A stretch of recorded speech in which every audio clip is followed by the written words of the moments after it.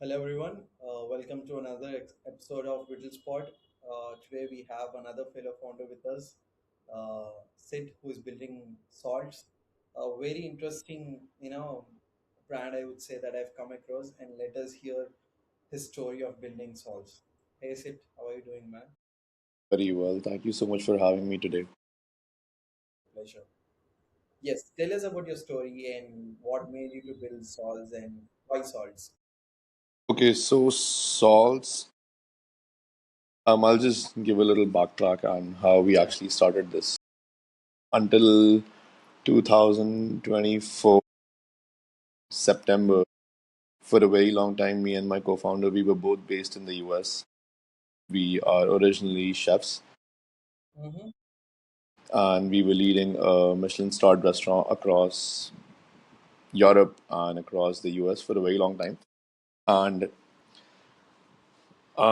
we felt that, long hours, 16 hours a day, in hospitality is really common, specifically when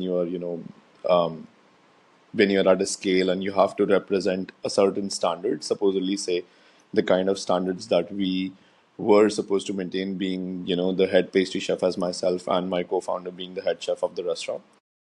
So there are certain things that have to be done, and, those are only delivered during those strict hours. You have to give it like a lot of time.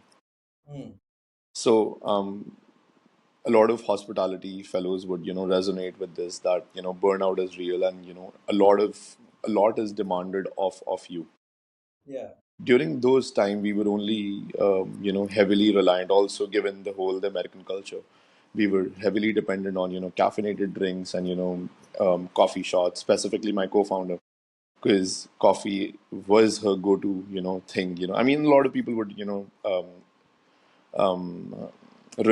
relate to that. I mean, yeah. And again, it's kind of the hydration factor. You don't really know that what you're putting inside your body and how it's going to affect you in long term. So that led us to having jitters and constantly being dependent on excessive coffee and a lot of caffeinated drinks. Supposedly say Coke, or probably say yerba mate, or a lot of other things like say iced teas or chai lattes, all those things. And even for myself, because sorry. Matchas, which are Oh, trending. yeah, that's super trending right now. But again, high matcha mein actually there is not a lot of caffeine. Matlab, there is caffeine, but the concentration is not as high as coffee. So, and myself, I definitely try to work out every day. I'll probably go for a run. I used to like depend on a lot of pre-workout I used to take, and even pre-workouts out there, the one that I used was like really, really high on caffeine. So, that led me to having severe headaches, which I was assuming was migraine. But lucky enough, it was not migraine. And also at such a young age, having migraine is like, a big no. You can't really come across such a thing. So, cutting that short, we got ourselves tested, me and my co-founder, during different times, obviously. And the major imbalance was sodium, that you're lacking sodium, you're lacking minerals, and also you're heavily consuming caffeine, and that is just not right. That is why you're having these jitters, and when you're not, consuming it, you're shaky, you're not able to focus right. So the doctor suggested like a saline solution, like, hey man, you should just, consume a saline solution. But us being Indians, we're like, कि, okay, this is something super bland, and हम लोग नमक वाला पानी सिर्फ नहीं P सकते. And that is the moment we took ourselves to the bar and we were like, okay, let's just whip up some mocktails with heavy salt balance, and then add some flavor to it, because again, flavor is our top priority. Yeah. Being Indians, we nothing that is not flavorsome, we would not come back to it. Even if it's medication, even if it is something else, if it doesn't taste good, it doesn't stick to you. That is the moment it clicked. If this is us who is facing this, and a lot of other people would relate to it too. And then we were doing our research across the Indian diaspora, across the US landscape.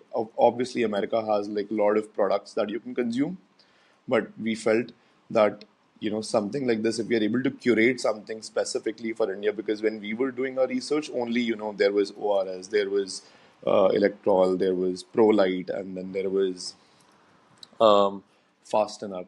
but none of them are, delivering the right electrolyte ratio that you can consume and you can, help aid your performance. And also, if you want to, just consume something on the healthier end, which was not there in the market. So we were like, okay, let's build this. Let's come back to India. Let's, you know, we can obviously go back anytime. We can always rely on our jobs. We can fall back on it.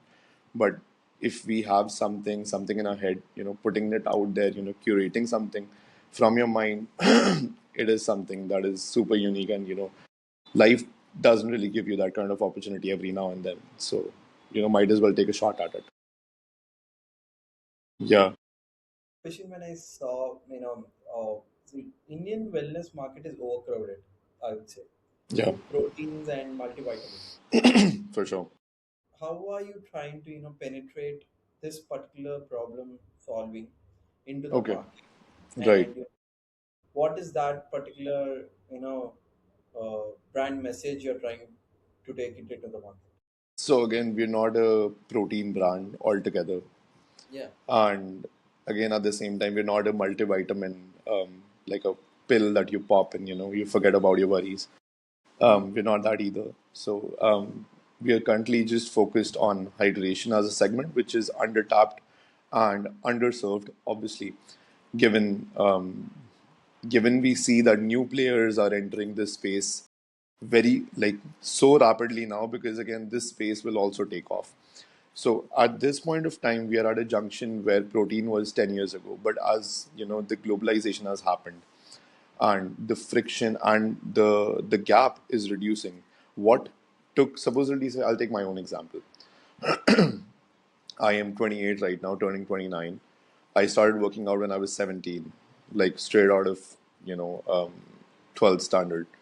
And that is a moment there was a massive taboo around protein. You only take protein like only when, protein was not something that was an everyday thing for anyone, right? Our parents, even fellow students or college going people, nobody really understood what essentially how protein is important. But now you see everything is protein. Protein lassi, protein chas, protein chocolate, protein everything.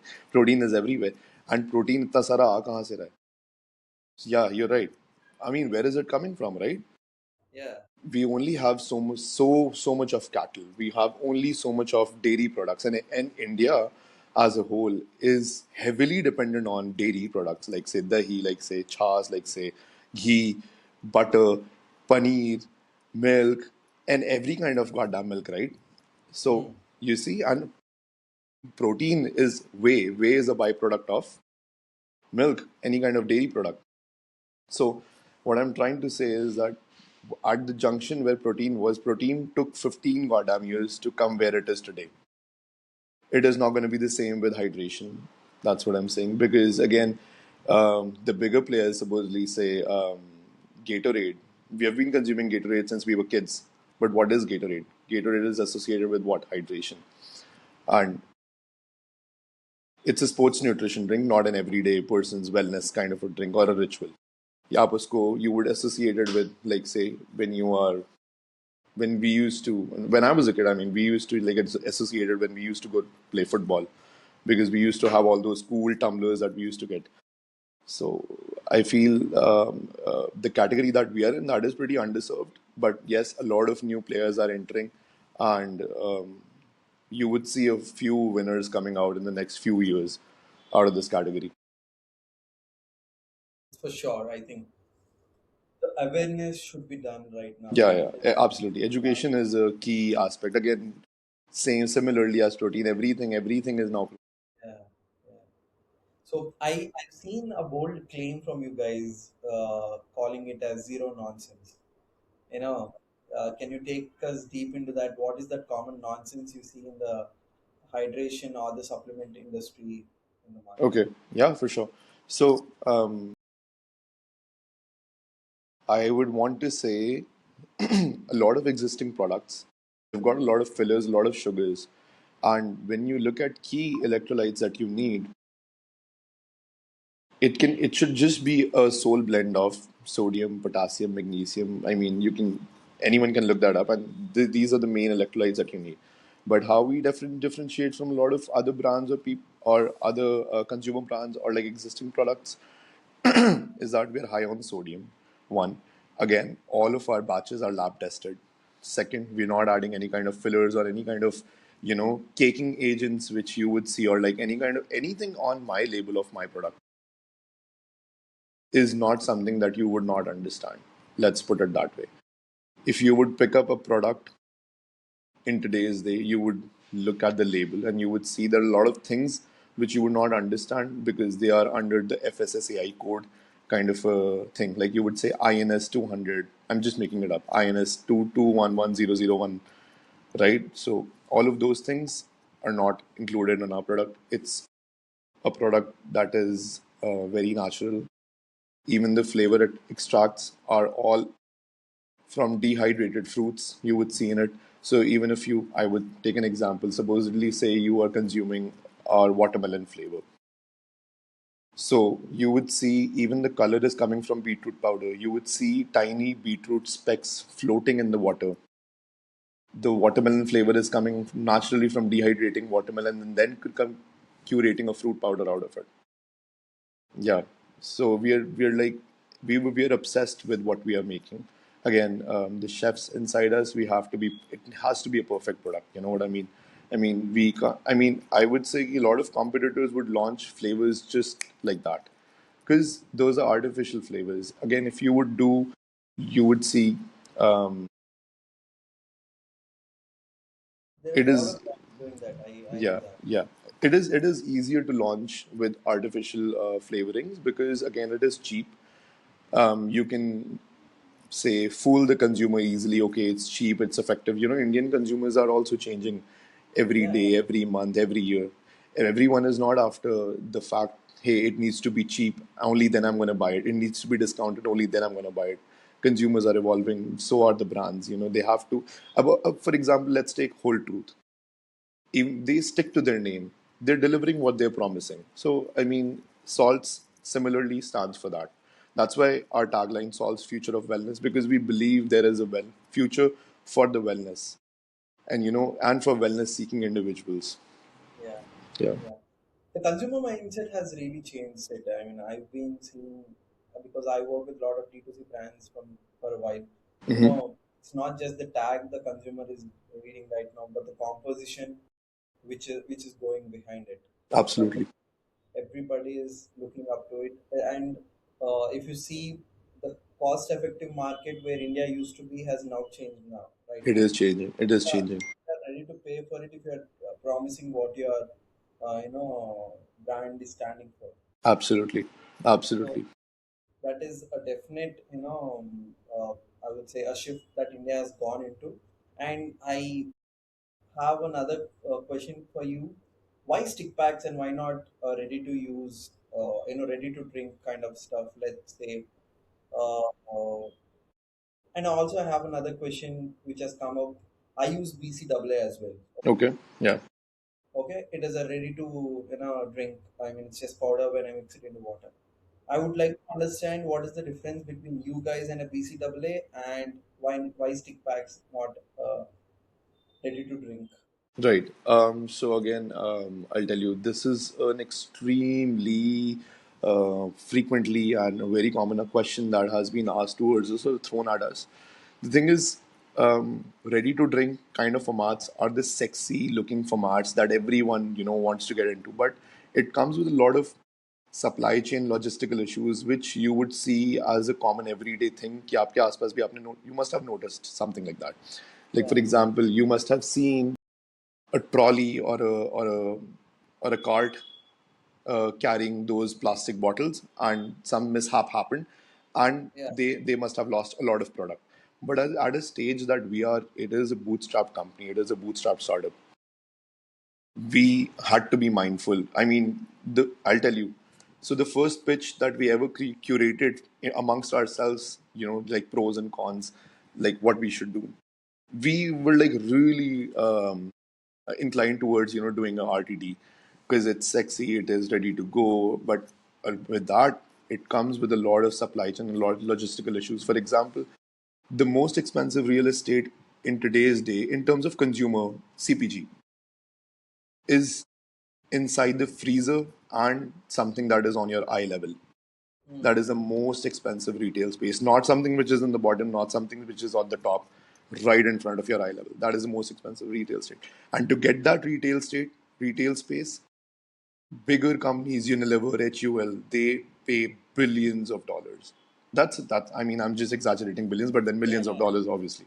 A lot of money goes into that. So for a new consumer brand, which is Bootstrapped, it is tough. It is tough to crack that space because again, RTD would only move when it's offline.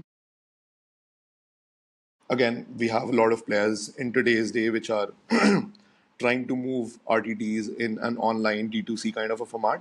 But I have a very traditional approach about that, that you need to crack the distribution bit when you're doing RTD. Like you really need to be available everywhere. And even by everywhere, I mean, like, even if you tap a city, like, say, where I live, we're based out in Gurgaon. I want to say my product at multiple store shelves at least. And given again, because you're beginning, your MOQs are tough. And then again, to sell that, you need a lot of marketing budget, I know.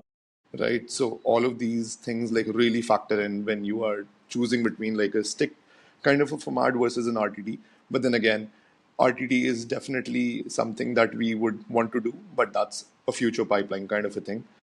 I mean, let's see how our journey shapes, and that's when it will come in. But for sure, one day we will see an RTD. And secondly, answering your second question, how are we different from BCAA? And so BCAA is essentially like branched amino acids. And then there is BCAA's similar product. It's an EAA. It's essential amino acids. So Yeah, essential only comprises of five, and branched comprises of nine or maybe more. Those that product doesn't really have electrolytes. We are electrolytes. Those are amino acids, completely different. Yeah. So that's that. Yeah. If what you, yeah, go for it. do you think electrolytes for our body is required? What is the frequency that we have to have it? Like it's like an everyday thing, or it's like how does that work? Okay, so I'll break this down into two things. How frequently it is required. I mean, we can consume it every day for Okay, sure. yeah, what is the quantity that we have to? Yeah, and then secondly, if somebody who works out in any kind of capacity, supposedly say walks, say runs, goes to the gym, like myself, or probably is in any kind of sport, for them it's a mandate. Like you consume it, it's but obvious. But now let's talk about like an everyday Joe, somebody who has a 9 to 5 job, wants to chill on the weekends with his friends, and goes drinking occasionally, or probably parties on the weekends because again, corporate workers, they like to party hard on the weekends because they have to blow off some steam. So the product is even built for them, because again, if you wake up hungover,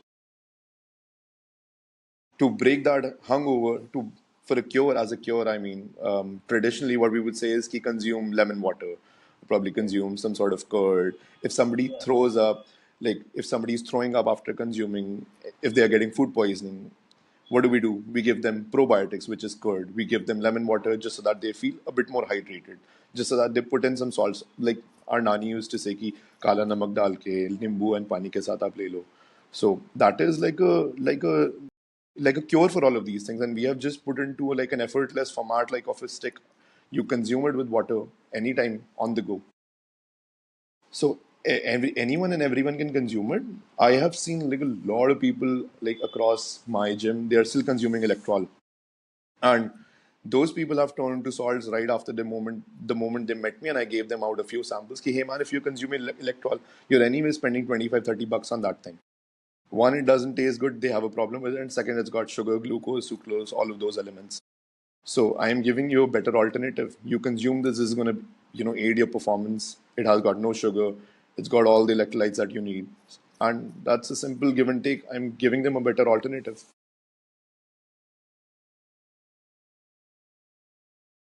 Uh, and So I had another question, and you have answered this through this question, that who is your actual customer? So yeah, I think that Yeah, is answered this. So yeah, yeah, yeah. I would like to know your now coming to distribution and marketing, which Hmm. is my favorite part.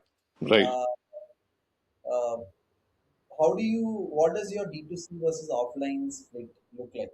Where do you see growth coming from? Okay. Where are you based out of? I'm based out of Hyderabad. Hyderabad, lovely. Love that city. My mom, I mean, just digressing slightly. So there is this chain of schools in Hyderabad. It's called Meridian Yeah, School. I know. Yeah, so my mom used to be the cluster principal of that school like 6, 7 years ago, like for a while. Yeah, yeah, yeah. Right, yeah, right before these guys moved to the US. So yeah, she was heading that whole branch, those whole Branches. Yeah, yeah, branch of schools.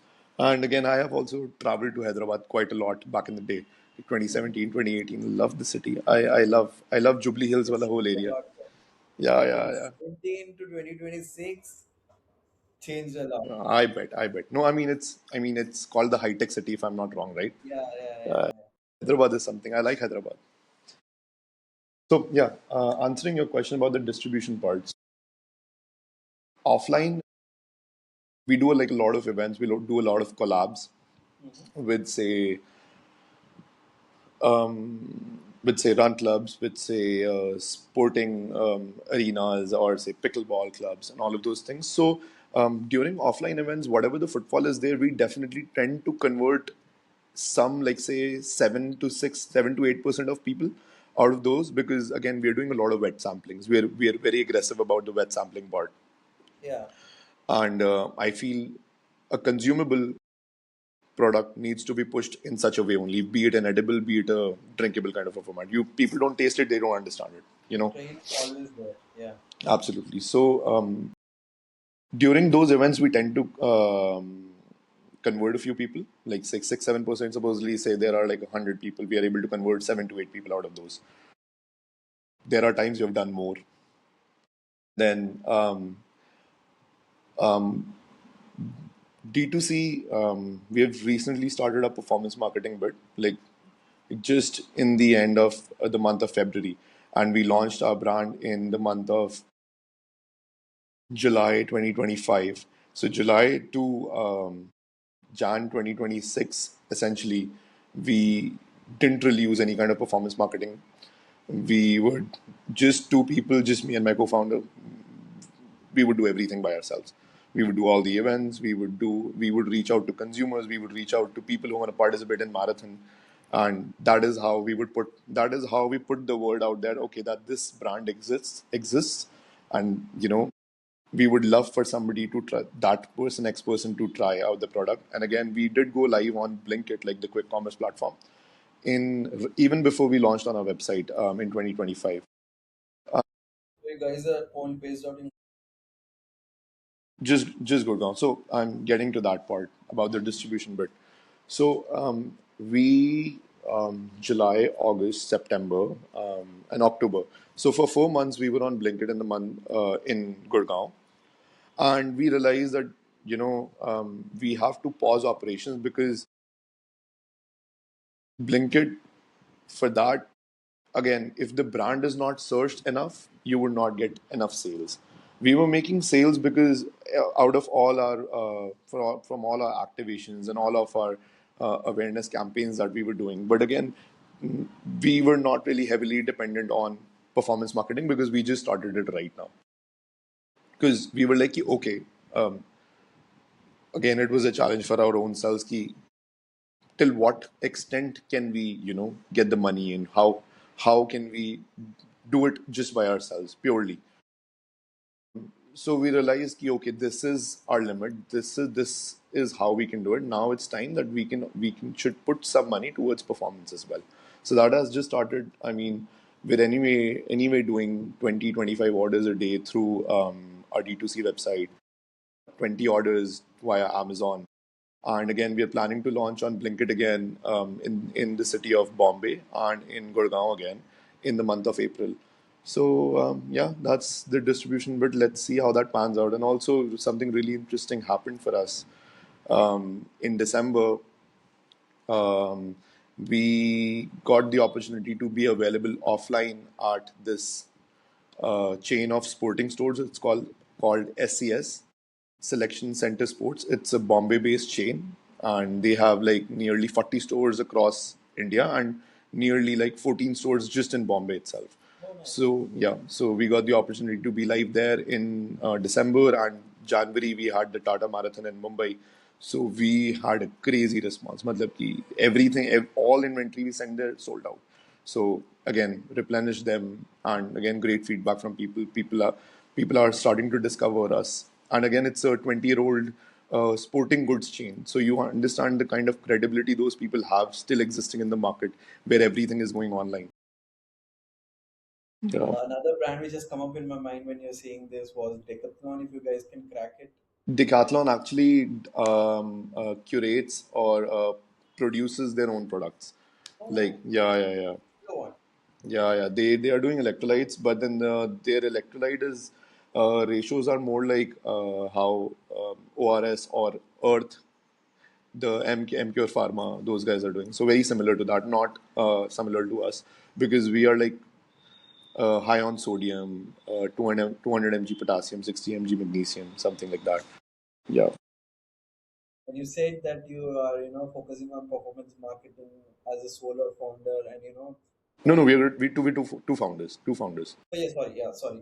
Two founders, and I mean, running very lean and counting on every penny. I would like to tell about myself and what I have gone through and what is the problem I'm trying to solve to B2C founders. Right. I've been running for my own marketing agency for the last 5 years, uh, globally and in India as well. Okay. Then I've seen D2C brands, facing a lot of problem in revenue leaks. Mm-hmm. Run campaigns in Meta and Google. The dashboard looks fine. The ROAS will do good. You try to put on your money, put it more money in, but then your ROAS just stagnate there. They tank there. There is a algorithm check we are doing, and we are calling it as a revenue leak detector. That we regularly check your campaigns, become your performance marketer co-pilot, where startups or high spending D2C brands, where they cannot afford, as a startup you cannot afford a performance marketer or a very well doing agency, whereas a high spending D2C brand will can't keep their campaigns regularly optimized. They have 150 200 creatives on roll which has been rolling. So with WhittleAI, we are giving the revenue leak detection engine that you once you set up your ad campaigns in Meta or Google, you can set up API with us, connect AI with you, and regularly we optimize your campaigns and help you to get every penny you spend on Meta and Google perfectly, and help you make more revenues through that. Lovely, lovely. Sounds Yeah. interesting. Yes. So, I mean, we are in urge of the launch. We have been working, testing on our existing clients, and we Yeah. have rolled the beta version, and probably in the next week we'll be live.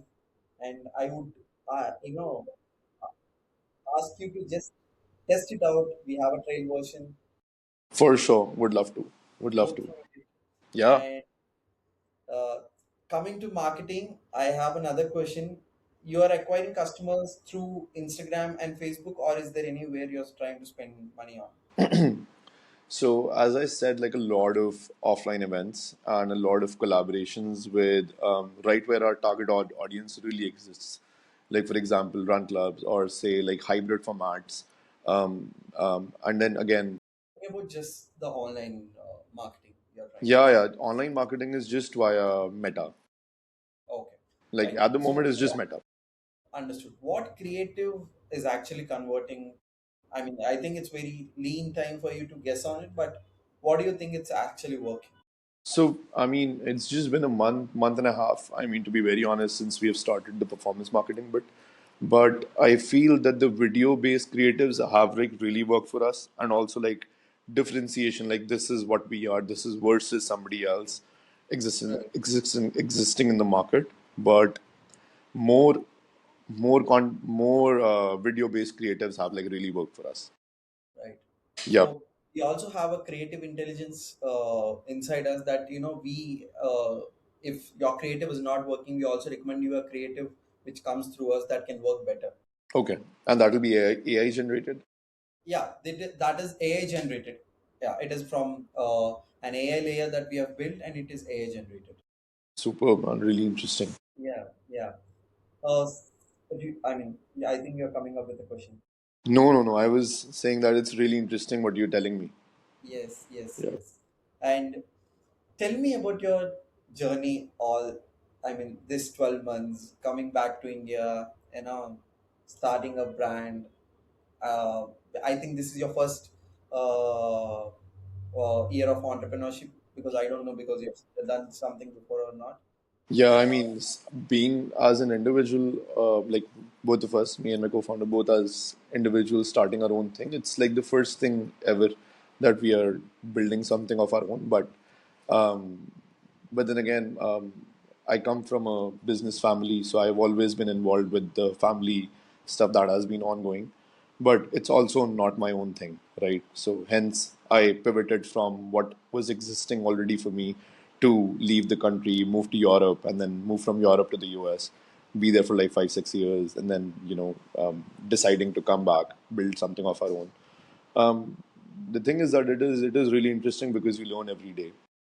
You see faces of yourself that you have never experienced, you would never say, and again, you would come across a lot many more situations which are uncomfortable for you, supposedly say cash flow, because again, when you're at a job, you have the certainty of making that kind of money, and again, giving up six-figure jobs individually, in the US, it's hard. People don't really do that because you are at a comfortable situation. You have a car, you have a house, you have a life, you have friends. You gave up something because you dreamt of something else, of where were, and then you have to leave what you dreamt of to build something else again.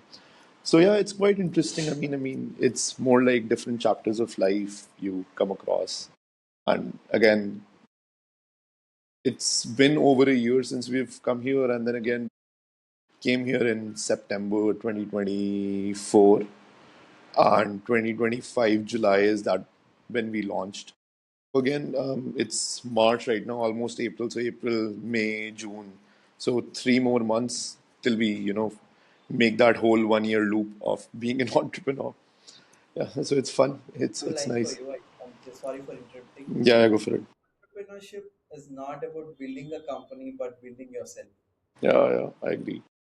It hits me a lot whenever I hear, because as a person, when from day one you see to day 1,000 or day 1,500 being an entrepreneur, as a person you change a lot.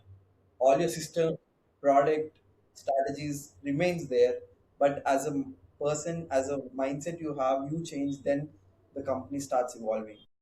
I think that is the uh, shift every entrepreneur goes through building Yeah, any brand, yeah, yeah. entrepreneurship. Building anything is really hard. Again, as when we started this call, and I said, bringing something to life of something that you imagined, and when you have it in front of you, it's a whole different feeling. And the weirdest part is not a lot of people in this world are able to experience it, you know Yeah, and yeah. So it is something. It is a beautiful experience altogether. Highs and lows are obviously a part of your life, and then again, a lot of luck like really influences how yeah. everything would pan out for anyone. But yeah, it's interesting. I like it, and so does my co-founder. I feel. I'll tell you a small.